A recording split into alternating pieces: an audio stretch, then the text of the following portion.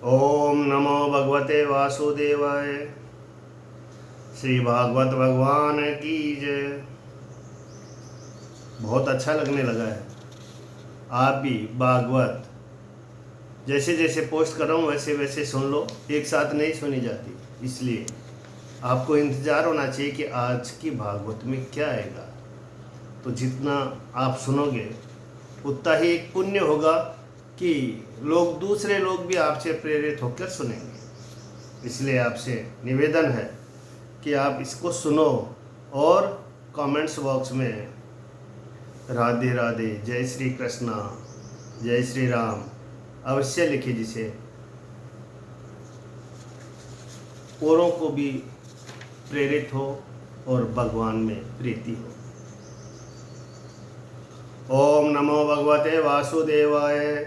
श्री कृष्ण गोविंद हरे मुरारी, हे नाथ नारायण वासुदेव। तीसरे स्कंद के 27वां अध्याय। 27 अध्याय में साधन योग विचार, प्रकृति पुरुष के ज्ञान से वर्णों मोक्ष प्रकार।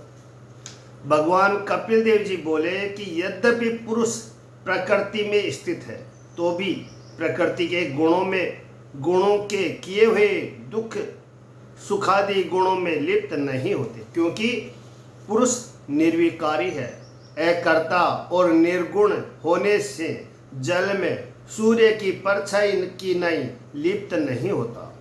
वही पुरुष जब गुणों में सब ओर से आसक्त हो जाता है तब कहता है कि देह मैं हूँ। इस प्रकार अहंकार से विमुढ़ बनकर फिर कहता है कि कर्ता मैं हूँ। इस प्रकार सदा अभिमानी बना रहता है। अभिमानी बना रहता है। एक शंका है कि जीव निश्चय करे कि अभिमान हो जाता है, सो भगवान की इच्छा से या अपनी इच्छा से भ्रष्ट हो जाता है। यह हमारे मन में बड़ी भारी शंका है। उत्तर है कि निरंजन जीव है, सो न तो अपनी इच्छा से अभिमानी होता है और न भगवान की इच्छा से अभिमानी होता है। खोटी इंद्रियों की नित्य संगति करता है।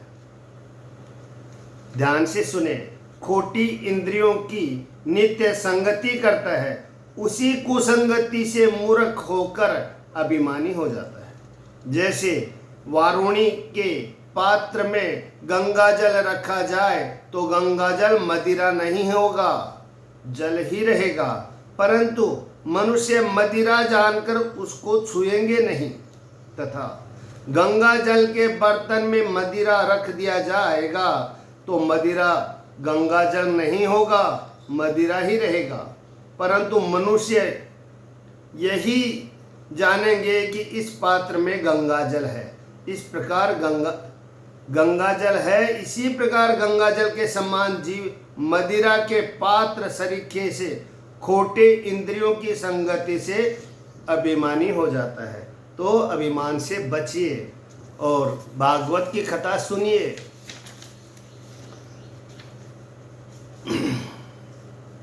इसी अभिमान से बेबस होकर और सुख न पाकर सत असत मिश्रित योनियों में प्रकृति के संग के कर्म और दोषों से संसार के चक्र में घूमता रहता है।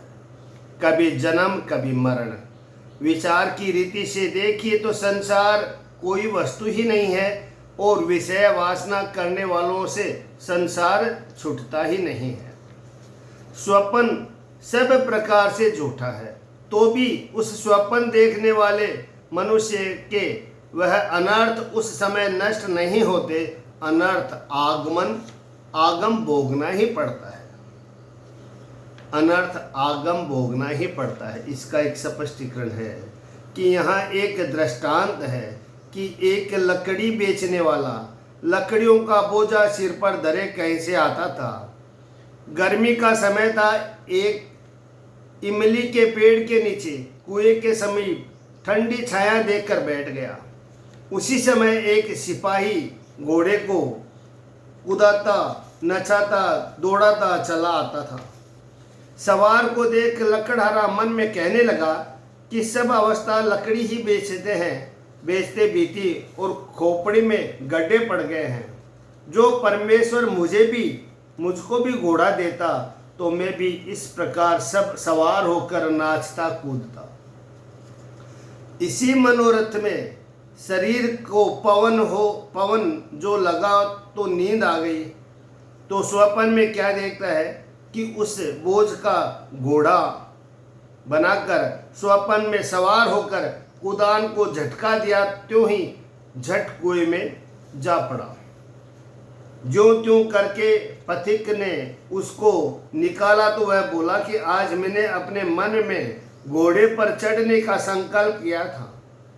तब वह कुदशा हुई और नित्य घोड़े पर चढ़ते होंगे, न जाने उनकी क्या गति होती है। कदाचित वह तो घड़ी घड़ी नींद और कूप में गिरते होंगे। इसीलिए मैं अपनी लकड़ी ही बेचने में प्रसन्न हूँ। मुझको किसी घोड़े से प्रयोजन नहीं है। अनर्थ आगमन होने से उसको उसका फल मिला। इसी प्रकार विषयों के ध्यान करने से प्राणी संसार के बंधन से नहीं छूटता। आगे कथा है, इसीलिए कुकर्मियों के मार्ग में आसक्त चित्त को सहज में तीव्र भक्ति योग विरक्ति से अपने वश में करे।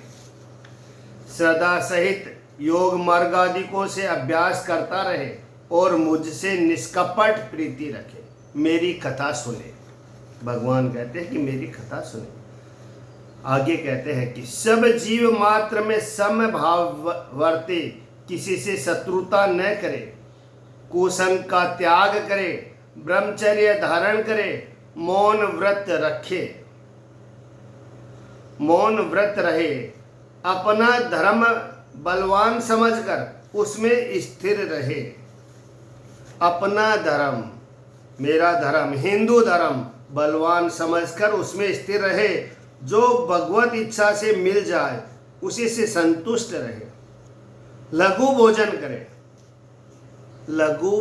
करे, थोड़ा खाए, मुनियों की वृत्ति धारण करे, एकांत में वास करे, शांत वृत्ति में सबसे मित्रता रखे, सब पर दयालु हो, आत्मज्ञानी रहे, कुटुंब सहित देह में आसक्त न हो, ज्ञान से तत्व का दर्शन करे, प्रकृति पुरुष को देखे। प्रकृति पुरुष का जब निश्चय विवेक हो जाता है तब बुद्धि की तीन अवस्था कौन सी? जागृत आदि से निवृत्त होती है। उस समय सब अमंगलों से पृथक रहे। बुद्धि से परमात्मा को प्राप्त हो। जैसे चक्षु इंद्रिय द्वारा सूर्य को देखे, उसी प्रकार अपने अहंकारावांछित आत्मा से शुद्ध आत्मा को जानकर आत्मा का दर्शन करें। इस प्रकार अभ्यास करते करते परमात्मा जो उपाधि रहित मिथ्याभूत अहंकार से सद्रूप से आभास सम्मान माया का अधिष्ठान है, जो सदुंद असत के चक्षु सर्वत्र परिपूर्ण है, उनके अतिरिक्त और दूसरा कोई नहीं है। जैसे आकाश के भास्कर का जल स्थित प्रकाश स्थलवासी पुरुष को दिखे, उसी भांति अपने प्रकाश से सूर्य जल स्थित प्रतिबिंब से स्वर्ग स्थित सूर्य देखता है। इस प्रकार तीन वृत्ति वाला अहंकार, पंचभूत इंद्रियां, मनोमय अपने प्रकाश से इस सदा काल में होने वाले आभास से सत्य दृष्ट ईश्वर लक्षित होता है। सुषुप्ति अवस्था में निद्रा के कारण पंच महाभूत, उनके शब्दादिक सूक्ष्म रूप, मन, इंद्रियों, बुद्धियादिक इस संसार से निद्रा से असत्य में लीन हो जाते हैं। उसी समय आत्मा विनिद्र होकर सब अहंकार को त्याग देता है। तब आत्मा नष्ट तो नहीं होता, परंतु झूठे ही अपने को नष्टवत मानता है। जब सब अहंकार नष्ट हो जाता है, तब नष्ट चित्त वाला जैसे आतुर होता है, वैसे ही ईश्वर के दर्शन की इच्छा होती है। यह जीव ऐसे विचार कर आत्मा को प्राप्त हो जाता है। अहंकार सहित दैर्घ्य जो अवस्था है, वह मेरी ही कृपा है। देवहूति बोली कि हे ब्रह्मन, हे जनार्दन, प्रकृति कभी पुरुष को नहीं छोड़ती, क्योंकि पुरुष प्रकृति के आश्रय है और प्रकृति पुरुष के आश्रय है। इस कारण इनका विलग होना बन नहीं सकता। जैसे गंध कभी पृथ्वी से पृथ्वी नहीं होती, पृथक नहीं होती। गंध कभी पृथ्वी से पृथक नहीं होती। गंध में पृथ्वी, पृथ्वी में गंध, जल में रस और रस में जल। इस प्रकार परमेश्वर में बुद्धि है। प्रकृति और पुरुष का अलग होना कठिन है। कर्ता पुरुषों को और जिनके आश्रय से कर्म के बंधन में, प्रकृति सद्गुणों में यह पुरुष फंसा हुआ है, उसकी केवल मोक्ष कैसे हो सकती है, वह कहिए। कभी तत्व के विचार से यह महातीव्र भय दूर हो जाता है, परंतु उसका निमित्त नष्ट नहीं होता। वह फिर पीछे यह शंका खड़ी हो जाती है। श्री भगवान बोले कि हे जननी, कोई निमित्त हो, ऐसे निमित्त के धर्म करने से, निर्मल करने से, बहुत दिनों के शास्त्र सुनने से, मुझ में तीव्र दृढ़ भक्ति करने से तत्व दर्शन होता है। ऐसे ज्ञान से, बलवान वैराग्य से, तप सहित योगाभ्यास से, तीव्र अपनी समाधि से इस पुरुष की माया दिन रात जलकर सैने सैने छिप जाती है। जैसे अग्नि काष्ठ को जलाकर उसी में लीन हो जाती है, जैसे अग्नि की आदि कारणभूत लकड़ी अपने आप में से उत्पन्न हो अग्नि से आप जलकर भस्म हो जाती है, इसी प्रकार साधन दशा में अविद्या के लिए हुए देहादिक अभिमान से उत्पन्न ज्ञानादिसाधनों से दहमान प्रकृति नष्ट हो जाती है। भोग भोग कर फिर अपने हृदय में उसका दोष विचार कर उसको त्याग दिया, वह प्रकृति अपनी महिमा स्थित पुरुष ईश्वर का कभी कुछ अशुभ नहीं कर सकती। जैसे सोते हुए पुरुष को स्वप्न दिखाई देता है, जब तक वह न जागे तब तक वह स्वप्न उस मनुष्य को अनेक दुखों का देने वाला, और वही स्वप्न जागने से जब उसको ज्ञान का संस्कार हुआ तो वह स्वप्न कुछ भी कष्टकारी नहीं हो सकता।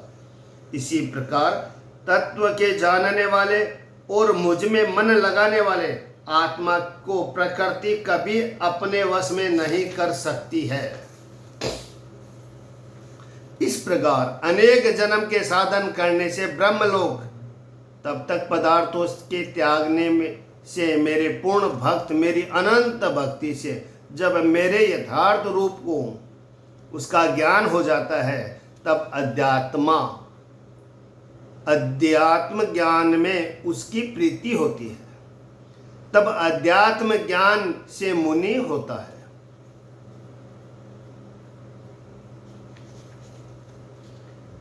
यह कवित है कि कामी है न यति है, न सोम है न सती है, न राजा है न रंक है, न तन है न मन है, सोवे है न जागे है, न पीछे है न आगे है, न ग्रही है न त्यागी है, न घर है न वन है, स्थिर है न डोले है, न मौन है न बोल है, न बंधो है न खुलो है, न स्वामी है न जन है। ऐसो जब जीव में तब मेरे गति जाने, सब सुंदर कहते ज्ञान ज्ञान शुद्ध धन है। ये कविता थी एक जो इसमें लिखी है। मेरा भक्त मेरी अतीव कृपा से मोक्ष का भागी होता है। मोक्षदायक मेरा स्थान केवल्य जिसका नाम मेरे आश्रय है, उसे बैकुंठ को इस संसार में धीर अनायास प्राप्त होते हैं। अपनी दृष्टि से जब संशय नष्ट हो जाता है, इस संसार को त्याग कर वहां जाता है जहां के गए योगीजन फिर लौटकर संसार में नहीं आते। हे माता, जब योगीजनों का योग बढ़ता है तब माया की वृद्धि होने से अणिमादिक सिद्धियां बढ़ती है। उनके बढ़ने का कुछ और प्रयोजन नहीं है, केवल वे विघ्न करने के लिए आती है। जो उस समय भक्त का चित्त उनमें आसक्त न हुआ तो उनको मेरी अनन्य अत्यंत सुखदायिनी व अनपायनी गति प्राप्त होती है, जहाँ मृत्यु का कुछ भय नहीं है। इति श्री मद्भागवते महापुराणे तृतीय स्कंद भाषा टीकाय मोक्ष रीति वर्णन नाम सप्तविंशति मोध्यायम 27वां अध्याय संपूर्ण। श्रीमन्नारायण नारायण नारायण। ओम नमो भगवते वासुदेवाय। श्री कृष्ण गोविंद हरे मुरारी, हे नाथ नारायण वासुदेवा।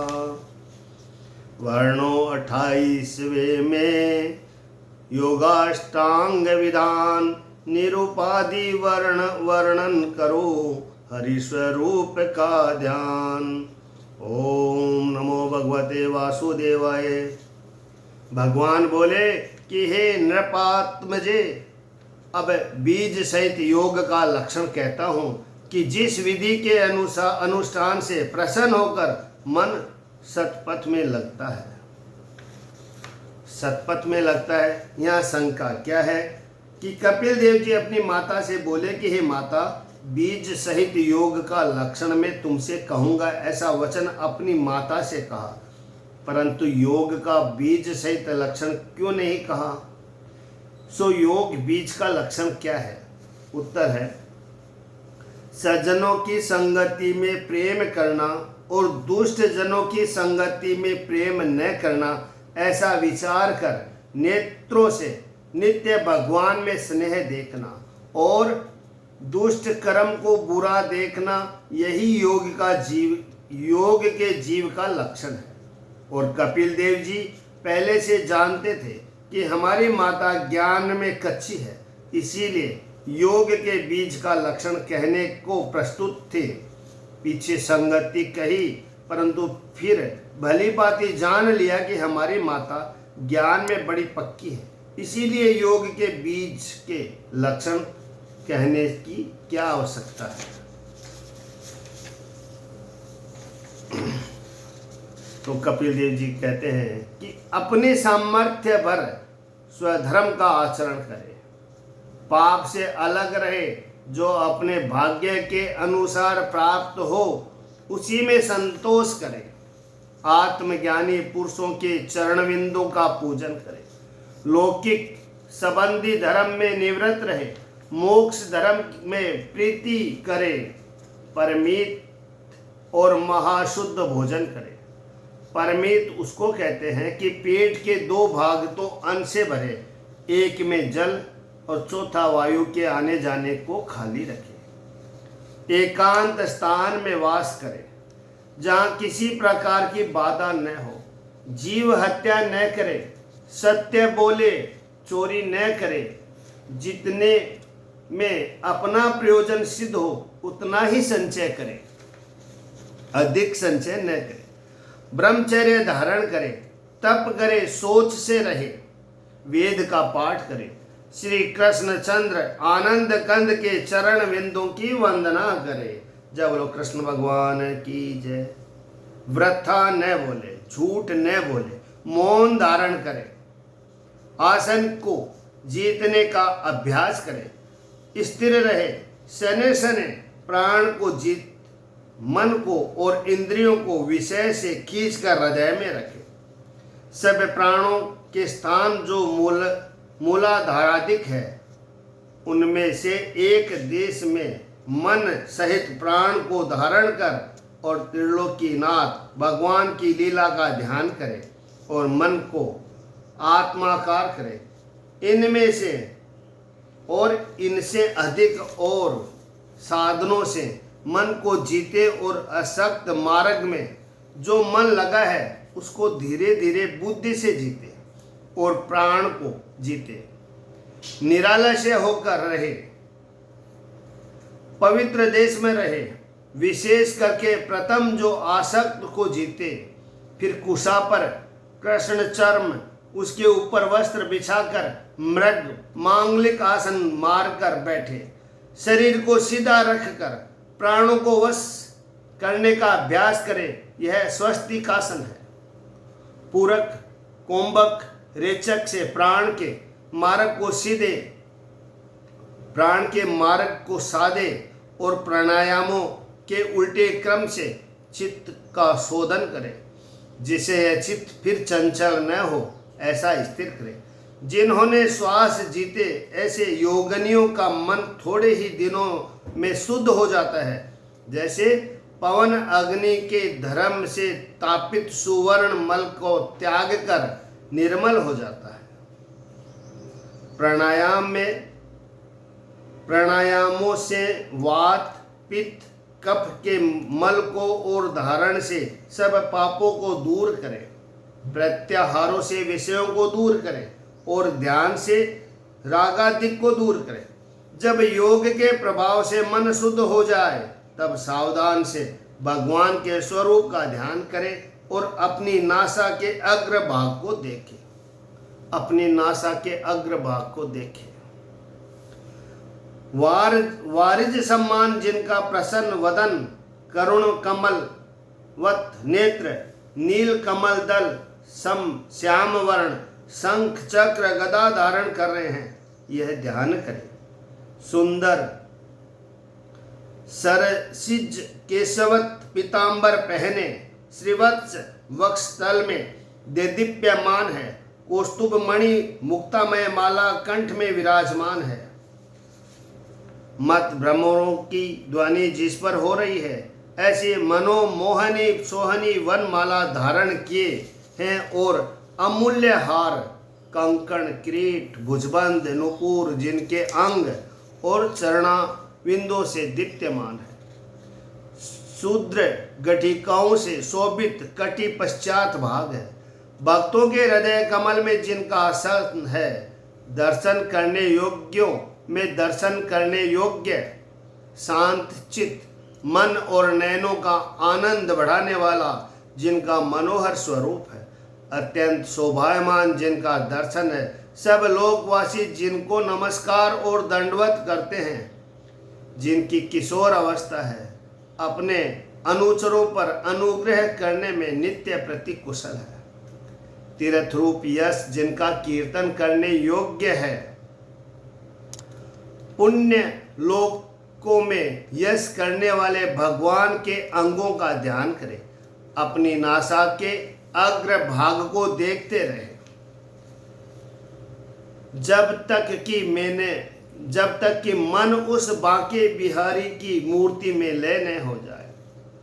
दर्शन के योग्य जिनके अलौकिक लीला है, ऐसे घट वासी, वृंदावन निवासी, सुख राशि, मदन मोहन की चाहे विराजमान मूर्ति का, चाहे चलते फिरते स्वरूप का, चाहे शयन करती हुई श्याम सुंदर की मूर्ति का, चाहे खड़ी हुई प्रतिमा का, शुद्ध चित्त के भाव से ध्यान करें।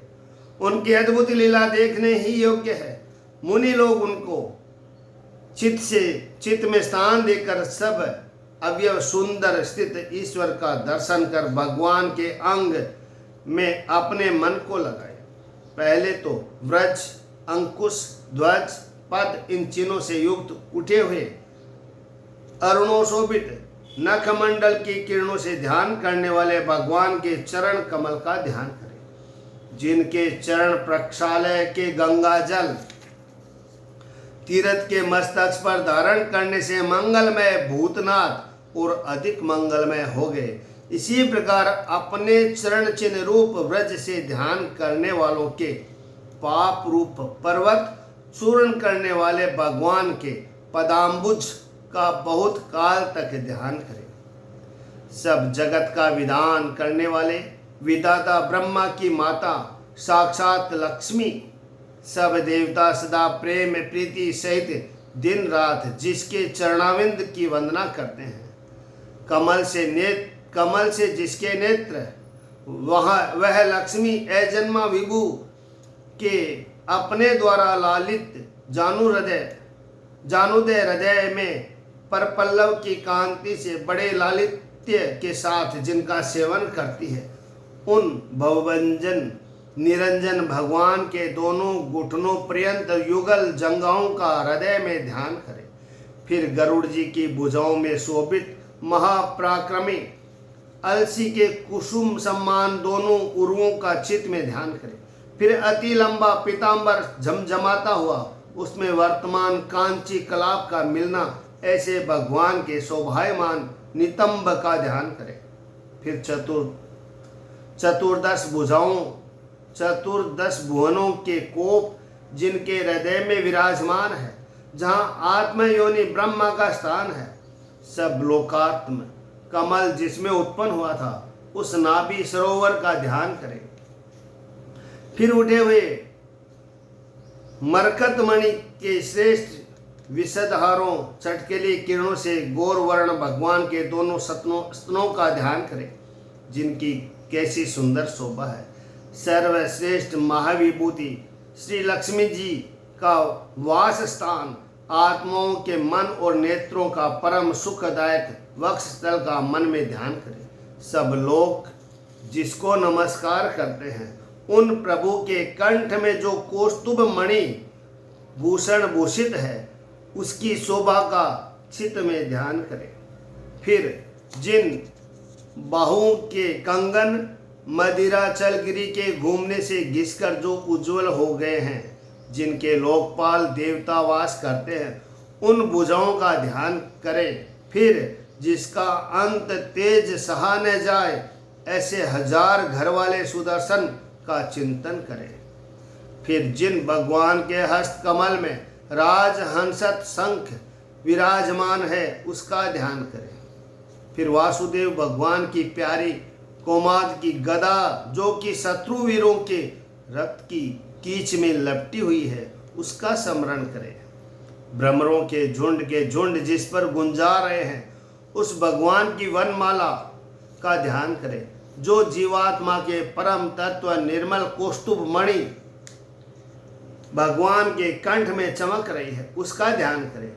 अपने व्रतों के ऊपर कृपा करके अपनी बुद्धि से जिन्होंने मूर्तिमान अवतार धारण किए हैं, उन भगवान के मुख कमल का ध्यान करें कि जिस पर दमकते हुए मकराकार कुंडलों के प्रकाश से निर्मल कपोलों की शोभा और उन्नत जिसमें नाक है, श्री जी का जहाँ स्थान भ्रमरों से सेव्यमान अपने वैभव से कुटिल कुंतुल समूह युक्त हो, भीन सम्मान का तिरस्कार करने वाले मनोमय निराल भूज इसमें ऐसे श्री भगवान के नेत्र कमल का ध्यान करें।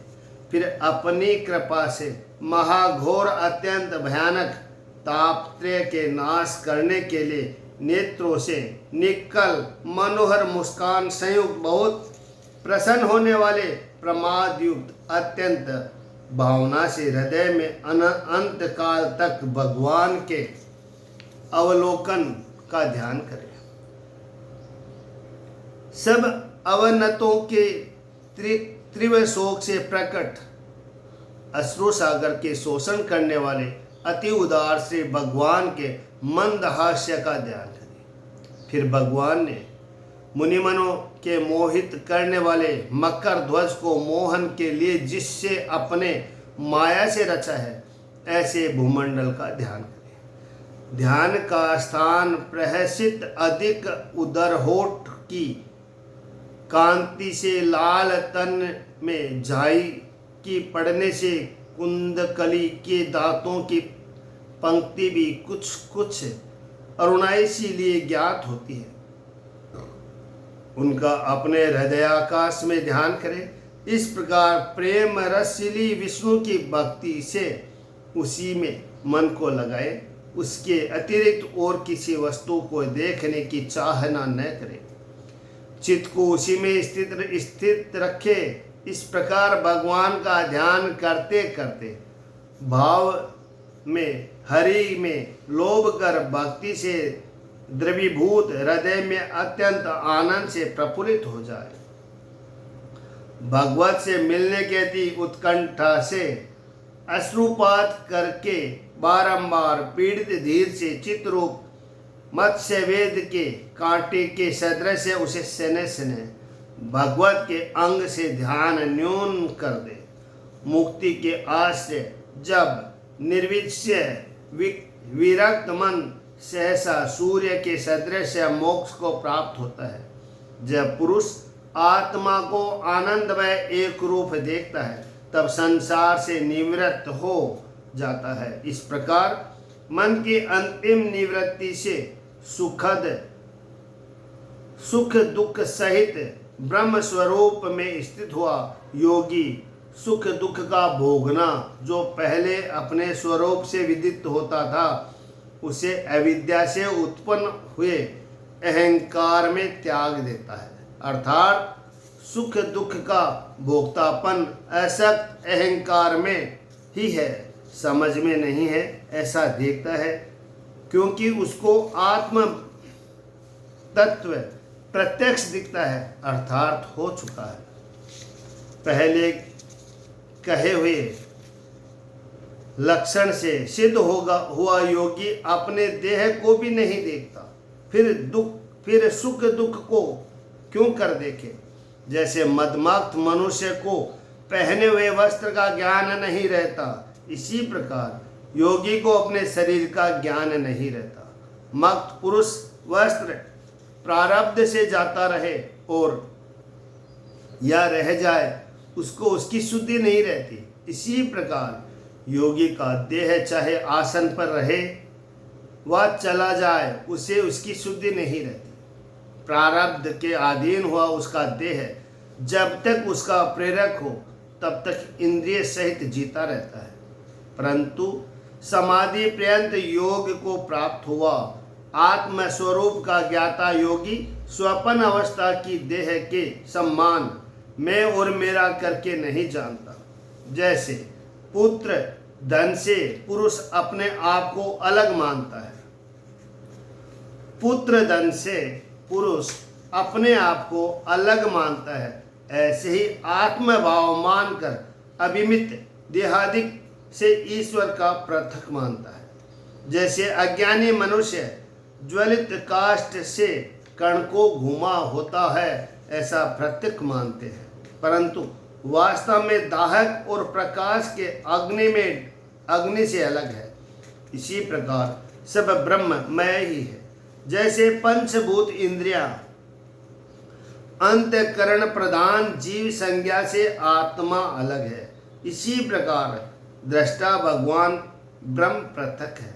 जैसे सब प्राणी मात्र में आत्मा व्याप्त है और सब जीव मात्र आत्मा में व्याप्त है, इसी प्रकार सब पदार्थों में भी और मुझ में सब पदार्थ है। ऐसे अनायास करके सब प्राणियों में तदात्मन से जो देखते हैं वे सिद्ध है। जैसे अपनी योनि काष्ठ में एक अग्नि की ज्योति योनियों की गुण विषमता से दीर्घ हस्व दृष्टि आती है, इसी प्रकार आत्मा एक होने पर भी प्रत्येक देह के गुणों की विषमता से दीर्घ हस्वादि भेद के कारण अनेक प्रकार का दृष्टि आता है। इसीलिए यह अपनी सत असत आत्मिक विचार में आए ऐसे प्रकृति को भगवान की कृपा से जीत कर अपने स्वरूप में स्थित होता है और कुमति कपट लोभ मोह में फंसकर खोटे संग से जीव का नाश हो जाता है।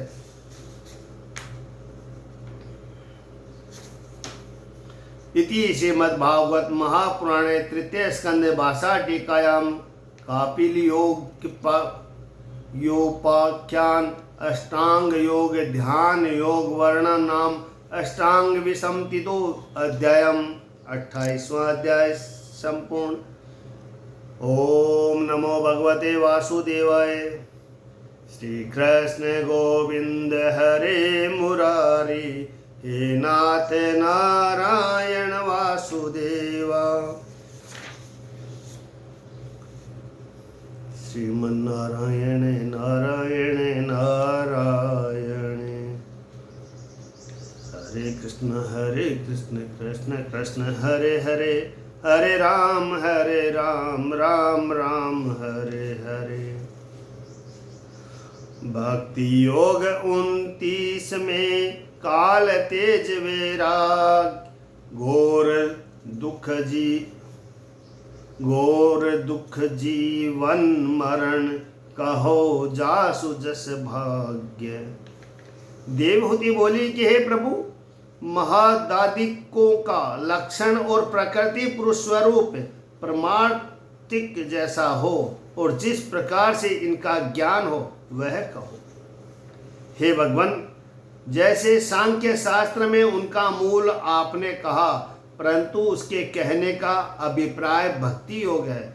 इस कारण भक्ति योग का मार्ग मुझसे विस्तार सहित आप कहिए। हे जगतपते, जिससे इस प्रकार को सब ओर से वैराग्य उत्पन्न हो जाए, ऐसे लोक में अनेक प्रकार के आवागमन को कहो और ईश्वर रूप काल का स्वरूप कहो, जिसके वैसे लोग कुशल कर्म करते हैं।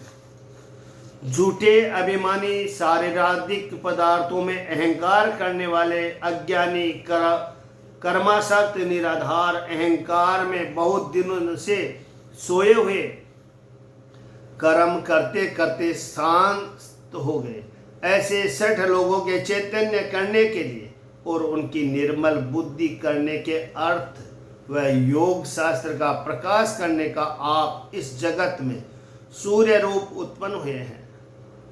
मैत्रेय जी बोले कि हे महामुने, हे कुरुश्रेष्ठ विदुर, इस प्रकार माता के बहुत मीठे वचनों की सराहना कर अत्यंत प्रसन्न हो प्रीति से भरे करुणा से पीड़ित मीठे वचन कहे। श्री भगवान बोले कि हे जननी, भक्ति योग अनेक प्रकार का है और बहुत मार्गों से प्रकाशित होता है।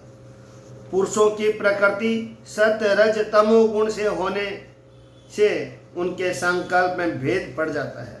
संकल्प से, हिंसा से, दम से, मत्सरता से, क्रोध से जो भिन्न दृष्टि का भाव मुझ में करते हैं वह तामसी भक्ति है। विषय भोग की चाहना कर यश ऐश्वर्य के लिए जो अर्चादिक में मेरी भावना करते हैं वह राजसी भक्ति है। पाप नाशन के उद्देश्य से अथवा सिद्ध साधन के उद्देश्य से जो मूर्त आदिक में कर्म करे अथवा जो पूजन करे, उसमें यह माने कि भगवत की आज्ञा है, इसलिए पूजन ही योग्य है। ऐसे भाव से जो भक्ति करते हैं वह सात्विक भक्ति है।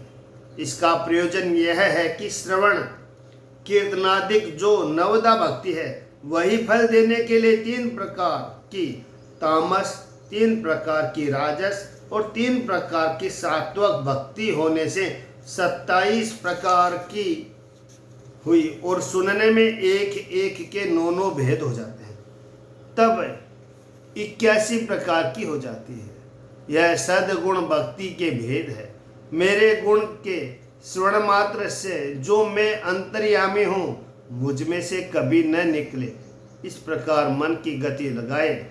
जैसे गंगा जल धारा प्रवाह से समुद्र में लय हो जाती है फिर नहीं लौटता, ऐसे ईश्वर ही ईश्वर में लीन हो जाए, भेद न रखे। निर्गुण भक्ति योग का यह लक्षण है। पुरुषोत्तम की फलानुसंधान भेदभाव रहित भक्ति करे।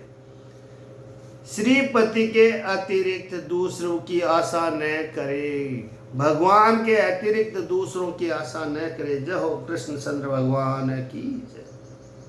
मेरे साथ एक लोक में वास, सम्मान ऐश्वर्य सदा निकट रहे, मेरे समान रूप हो जाए, एक रूप हो जाए, इन पांचों मुक्तियों को मैं देता हूँ। परंतु मेरे भक्त मेरी सेवा के अतिरिक्त और कुछ नहीं ग्रहण करते। यह अत्यंत निर्गुण भक्ति योग भक्ति है, जिसे तीनों गुणों का उल्लंघन करके मेरे भाव को प्राप्त होता है। इससे अधिक और दूसरी भक्ति नहीं। सुंदर नित्य नैमित्तिक महास्व धर्म के अनुष्ठान करके निष्काम नारद पंचरात्र तंत्रों की पूजा करने से और हिंसा रहित पूजा करने से अंतकरण शुद्ध होता है। भगवान कहते हैं कि मेरी प्रतिमा के दर्शन, स्पर्शन, पूजा, स्तुति, प्रणमादिक से सब जीव मात्र में मेरे भावना से, धैर्य से, वैराग्य से हृदय पवित्र होता है।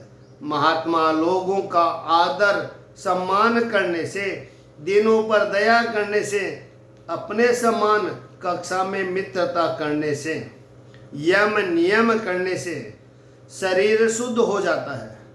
ब्रह्म विद्या के सुनने से, मेरे नामों के उच्चारण और संकीर्तन से, साधु संतों की संगति करने से, अहंकार त्यागने से चित्त शुद्ध होता है। जो पुरुष मेरे धर्म के गुणों का साधन करता है, उसका हृदय शुद्ध हो जाता है।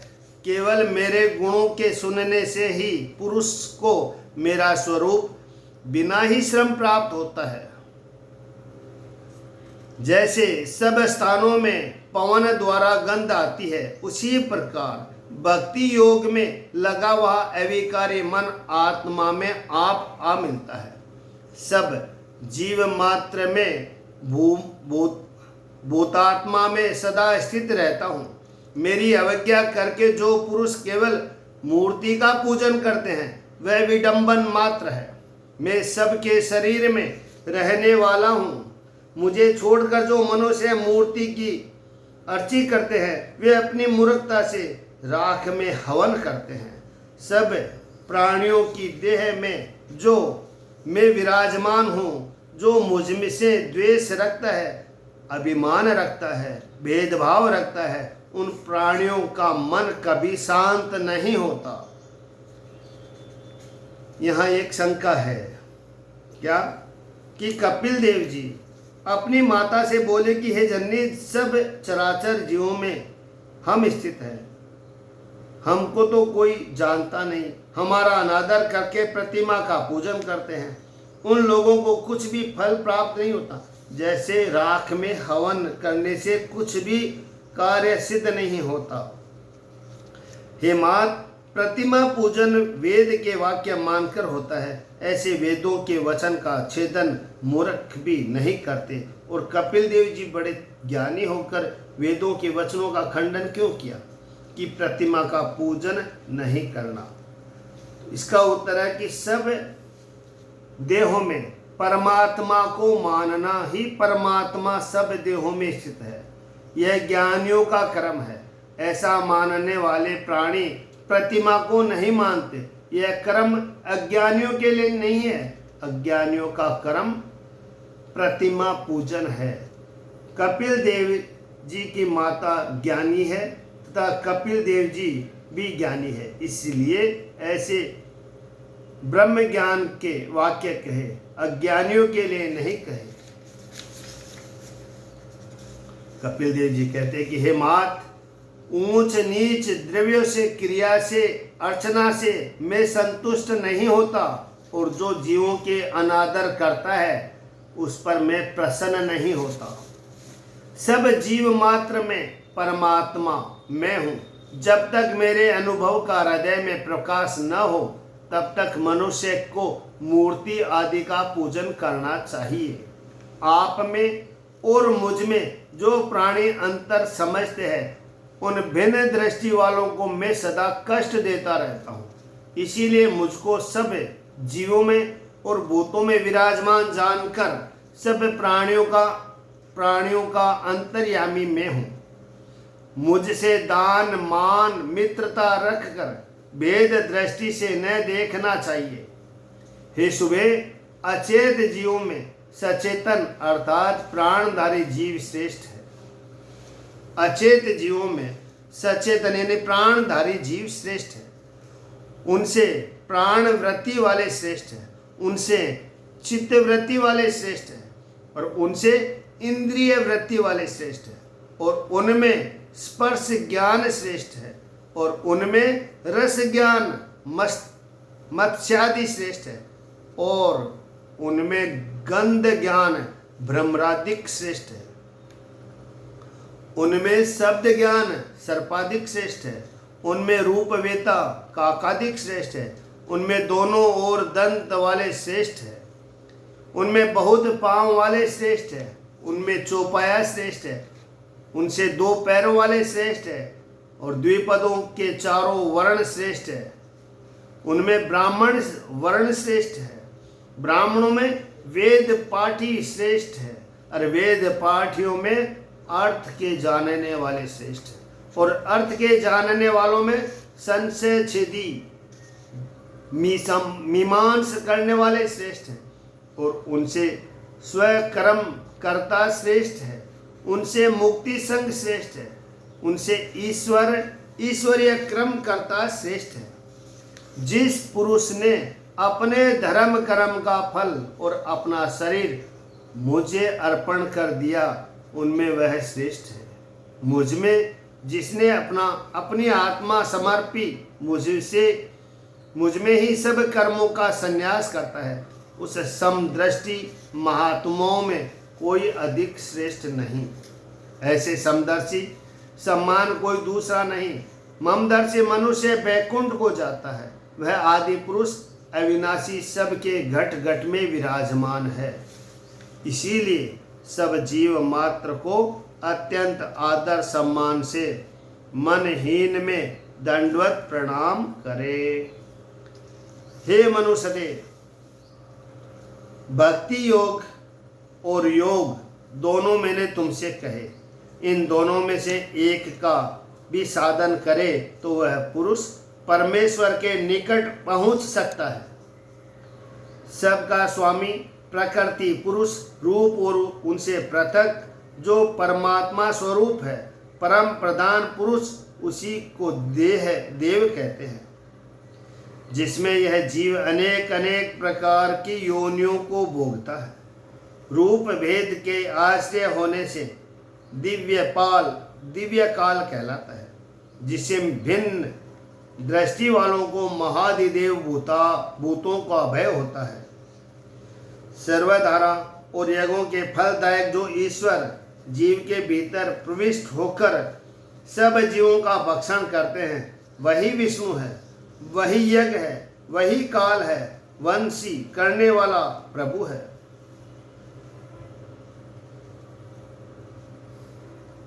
इस काल का न तो कोई प्यारा है, इस काल का न तो कोई प्यारा है, न कोई शत्रु है, न कोई बांधव है। वही प्रमक्त होकर प्रमक्त पुरुषों का अंत करता है। जिस काल के भय से पवन चलता रहता है, मार्तंड तपता है, इंद्र वर्षा करता है, तारागण प्रकाश करते हैं, जिसके भय से वनस्पति वृक्ष लता औषधि सहित अपने अपने समय पर पुष्प और फल उत्पन्न करते हैं, जिसके भय से नदियां दिन रात बहती रहती है, समुद्र अपनी मर्यादा नहीं छोड़ सकते, अग्नि प्रज्वलित होता रहता है, पर्वतों सहित भूमि डूबती नहीं, जिसकी आज्ञा से यह आकाश सब श्वास लेने वालों को सावकाश देता है।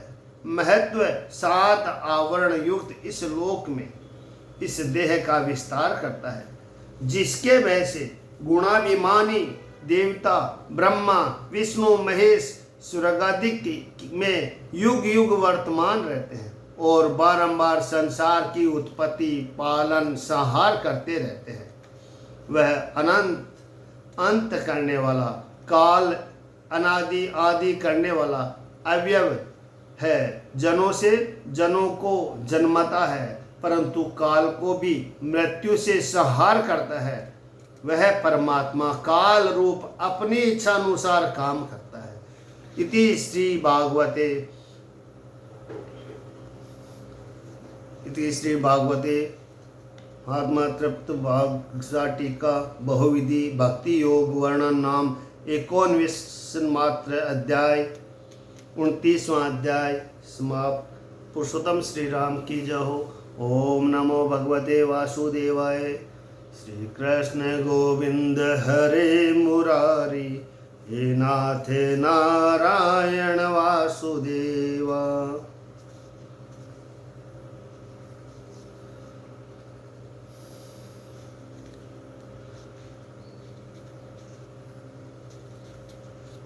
श्री राम जय जय राम। श्रीमन्नारायण नारायण नारायण। ओम नमो भगवते वासुदेवाय।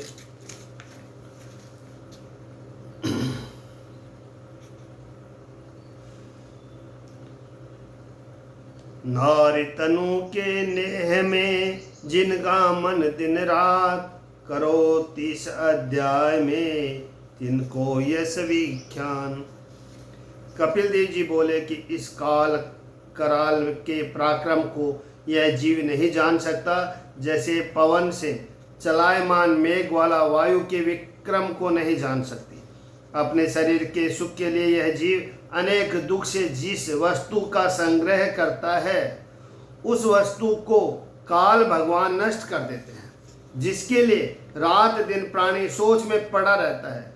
सोच में क्यों पड़ा रहता है? कि जो वस्तु नाशवान है, यह मूर्ख परिवार सहित देह को, धन को, खेत को मोह से इन नाशवान वस्तुओं को अज्ञानी ध्रुव समान स्थिर मानता है। निश्चय करके यह जीव संसार में जिस जिस योनि में जाता है, उसी योनि में आनंद से रहता है, परंतु कभी वैराग्य धारण नहीं करता। और संकीर्तन से, साधु संतों की संगति करने से अहंकार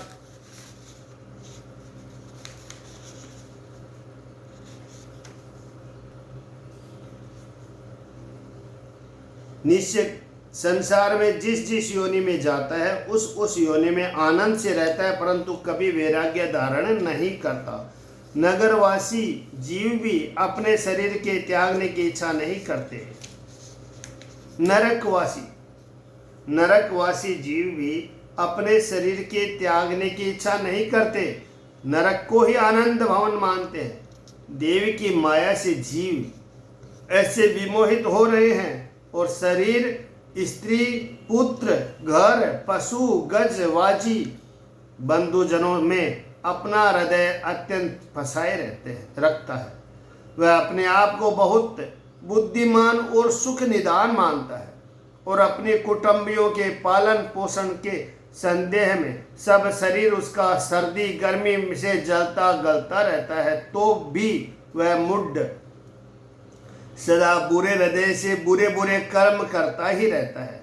खोटी वेश्यादिक स्त्रियों की एकांत में मैथुनादिक माया से शरीर इंद्रिय सब विक्षिप्त रहती है और तोतली रस भरी बालकों के मधुर वाणी के साथ झूठे बातें कर उन्मुक्त सा बना रहता है।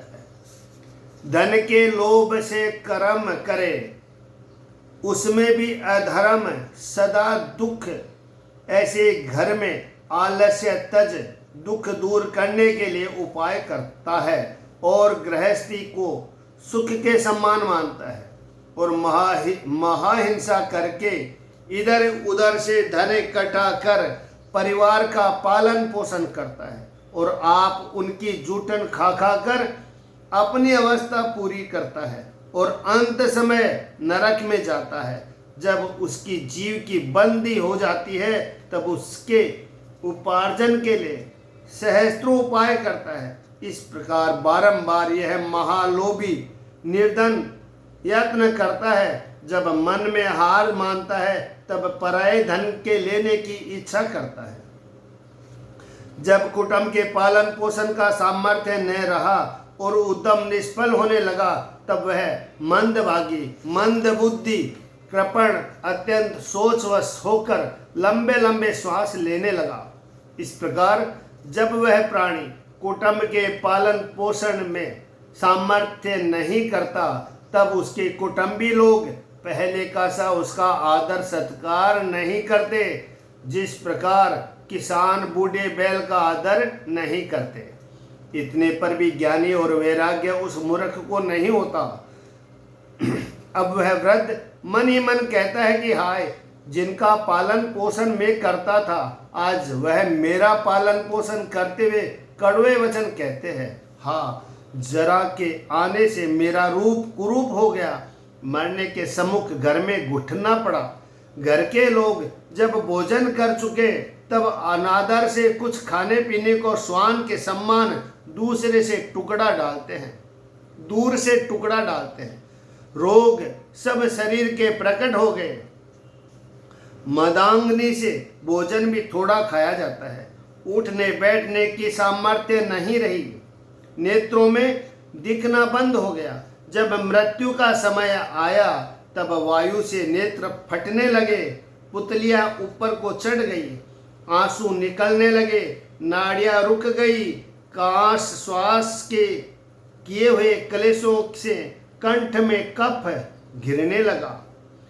उस समय सोच वश हो भाई बंधु चारों ओर से घेर कर बैठ जाते हैं और बहुत ही पुकार पुकार कर पूछते हैं कि हे पिता, हे दादा, कुछ धन धराया हो तो बता दो। अब तुम्हारा चित्त कैसे है? वह तो काल की फांसी में फंसा हुआ है, कंठ रुका हुआ है, अपना सुख दुख मुख से कुछ नहीं कह सकता। तब लोग फिर उसको समझाते हैं कि आप कुछ द्रव्य बतावे तो हम गाय मंगा कर आपसे पुण्य कराएं। यहाँ एक द्रव्य होशी पिता पर पुत्र का प्रेम होता है। द्रव्य ही से पुण्य और द्रव्य से नाम है। द्रव्य हो से देवी और देवता प्रसन्न होते हैं। द्रव्य ही से जगत में होत सारी काम है। द्रव्य हो से धर्म अर्थ मनोरथ पूरा होता है। द्रव्य ही से धर्म अर्थ काम परम धाम है। द्रव्य से खातर और चातुर होत, द्रव्य ही से सालग्राम, द्रव्य ही से महिमा सब का ठाम है। जिसने कुटुंब के बचाने और चारों ओर से उनके पालन करने में कसर न की, अपने इंद्रियों को न जीता, वह नष्ट बुद्धि, वह अज्ञानी रोते हुए अपने बंधु बांधवों में मर गया। उस समय उसके लेने के लिए क्रोध से लाल नेत्र के महाभयानक यमराज के 2 दूत आए। दंड पास उनके हाथ में देख त्रास के कारण वह पापी जीव विष्टामूत्र करता रहता है। वह दूत उसे उसी समय परवश पकड़ गले में फांसी डाल उस नर देह में से उस जीव को निकाल यातनाएं जो यमलोक में कष्ट भोगने को नियत है में रख हाथ बांध कर राजा के दूत जैसे अपराधी को वरवश पकड़ घसीट कर ले जाते हैं, उसी बाती उस जीव को बड़ी दूर के मार्ग में ले जाते हैं। यहाँ पर एक शंका है, क्या है? कपिल देव जी ने अपनी माता से कहा, यमराज के दूत यम को पास जीव में गले में बांध कर घसीटते घसीटते यमपुरी जीव को ले जाते हैं। यह बड़े संदेह की बात है कि जीव में के गला नहीं, फिर बिना देह के गला कैसे हो सकता है, जिसके पास डालकर जीव को यमपुर ले जाते हैं। उसका उत्तर है कि पृथ्वी, जल, अग्नि, वायु, आकाश, इनके अंशों से 84 लाख योनियों की देह बनी, परंतु प्रत्यक्ष देखने में वायु से देह वृद्धित होती है। पृथ्वी, जल, अग्नि, आकाश, यह 4 तो देह से प्रत्यक्ष देखने में नहीं आती, और पवन प्रत्यक्ष मुख में नाक से और गुदा से चलता हुआ दिखाई देता है। जब तक देह में वायु चलती रही, तब तक जीवित कहलाती है, और पवन के बंद होते ही देह को मृतक कहते हैं। जीव की वार्ता को महात्मा पुरुषों ने और कविजनों ने अपनी अपनी बुद्धि के अनुसार वर्णन किया है, परंतु सब शास्त्रों का भी ऐसा मत है कि इस शरीर में पवन जो है वह जीव है। वायु के अंश से देह के सब अंश चैतन्य रहते हैं, इसीलिए यम के दूत पवन रूप जीव को गले में फांस बांधकर उसे वायु रूप जीव को यमपुरी में ले जाते हैं।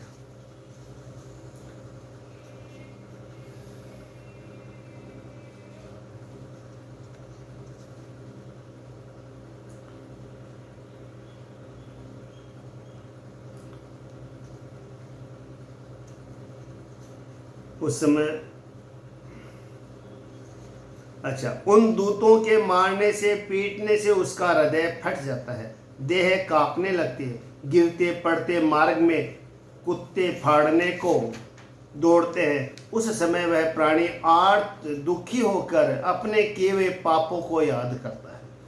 मार्ग में सुधा त्रसा सताती है, भोजन देखने को नहीं मिलता, ऊपर से सूर्य की गर्मी पड़ती है, नीचे धरती जलती है, फिर तपती हुई वालू पर तपना पड़ता है। जब कहीं थक कर बैठ जाता है और नहीं चलता, तब यमदूत बड़े निर्दयपन से कोड़े मारते हैं। मार्ग में न कहीं ठहरने का ठिकाना है, न कहीं पानी पीने का मिलता है। उसी समय मुख में हाय हाय निकलती है और जहाँ तहाँ थकित होकर गिर पड़ता है, मूर्छित हो जाता है, फिर उठकर चलने लगता है। इस प्रकार उस पापी जीव को महाअंधकार व्याप्त मार्ग में होकर यमदूत यमपुरी ले जाते हैं। 99,000 योजन मार्ग 4 घड़ी में उस महापापी को ले जाते हैं और पापी को 6 घड़ी में यमपुर ले जाते हैं। वहाँ अनेक अनेक प्रकार की यातनाएं भोगनी पड़ती है। कहीं तो उस जीव को देह को लकड़ियों से जलाते, कहीं इसी को मांस उसका भक्षण कराते, कहीं आप ही अपने मांस से अपना पेट भरता, कहीं यमलोक में स्वान गिद्ध जी को अंत निकाल ले जाते, कहीं सांप बिच्छू डासादि पीड़ा से दुख भोगकर अपने किए कर्मों का फल भोगता है। कहीं उसका शरीर काट खंड खंड करते हैं, कहीं हाथी दांत पर धर कर घुमा कर पटक देते हैं, वही पांव से दबा सूंड से उठा चीर कर बगेल देते, वही पांव से पिस कर मारते हैं, वहीं कहीं पर्वतों के संगा से पटक देते हैं, कहीं पानी में डुबो देते हैं, कहीं गड्ढे में बंद कर देते हैं। जो तामिस्त्र, अंधतामिस्त्र और रोखादिक नरकों की पीड़ा है, सो नर नारी भोगते हैं। जो पूर्व कुकर्म किए हैं, उनका फल उनको भोगना पड़ता है। हे मात, यह बात कुछ आश्चर्य की नहीं है, क्योंकि नरक और स्वर्ग दोनों यही दिखाई देते हैं। जो कष्ट नरक में सहने पड़ते हैं, वे संसार के मध्य भी दिखने में आता है। जो प्राणी केवल इस प्रकार अपने परिवार का पालन पोषण करता है, वह अपना उदर बढ़ता है, उसके वे कर्म उसके साथ जाते हैं, और जब मरकर यमपुरी में जाता है, तब उसको अपने पाप का फल अकेले ही भोगना पड़ता है। इस अपने शरीर को छोड़कर एक ही जीव नरक को जाता है। प्राणी द्रोह है। ये जो पाप किए हैं वह सब वहीं भोगने पड़ते हैं। देव की प्राप्ति किए हुए, कुटुंब पोषण के लिए किए हुए अपने पाप को अकेले में पुरुष भोगता है। जिसका धन लूट जाता है, ऐसे पुरुष की नाई वह आतुर हो जाता है। केवल अधर्म से जो परिवार पालन में तत्पर है, वह प्राणी अंधता मिस्र का जो स्थान है उसमें जाता है। नरक लोक में जो नीच यातनाएं नरक है, उन सब को क्रम से भोग कर जब पाप क्षीण होता है, तब फिर शुद्ध होकर मनुष्य देह को पाता है।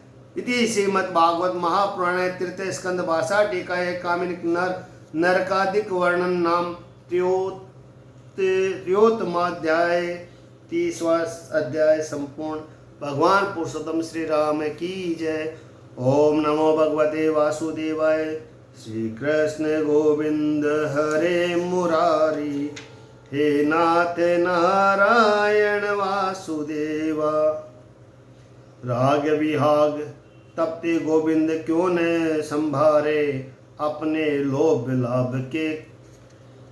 लोभ लाभ के कारण चलत न कबू हो हारे।